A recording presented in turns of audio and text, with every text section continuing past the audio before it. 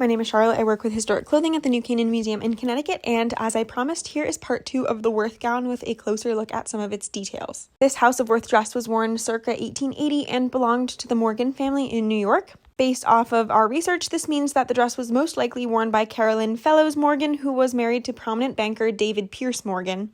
But if there's any relation to J.P. Morgan, I have not discovered it yet, but they would have been contemporaries. Carolyn and her husband moved from New York to Paris from 1879 to 1883, and it's entirely possible that this dress was purchased at the Worth Paris location during this period, and then the dress was later donated by her great-granddaughter who lived in a nearby town in the 1950s. This is the dress with the long-sleeve bodice, which is made out of velvet, and the skirt is made out of silk. The intricate decor is made out of metal sequins and colorful glass beads. I believe they would have been embroidered onto the fabric as a panel and then assembled the dress from it afterwards. The matching scroll work of sequins runs up the long sleeve bodice too, and the laces are cleverly hidden on the front with an overlapping panel that joins in the center. The underside of the bustle is actually plain cotton, and this is probably because it's sturdy and is never up against the body, so it's just structural. It's also on the back of the skirt underneath the bustle because the bustle does not detach. That was a question I got a lot.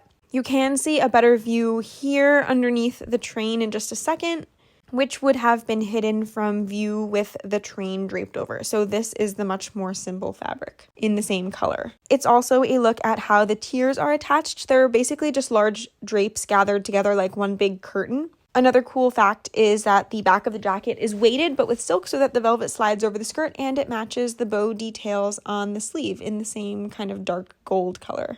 The dress is ultimately in amazing condition, but the one bad thing is the underside of the skirt is shattering, which we know is unavoidable and sadly unfixable, but the overall amazing condition is a testament to the quality of Worth gowns. And if you saw the previous video, you know that the dress came with 2 bodices. Both are evening wear. The shorter one would have just been worn with gloves. That one is basically off the shoulder with a much pointier waistline and absolutely no sparkles whatsoever. We originally wanted to display it, but we decided that the sparkles was more of a wow factor, but it's still a really special piece. I also love how much it plunges down the back, but I have no idea how it would have fit over that bustle.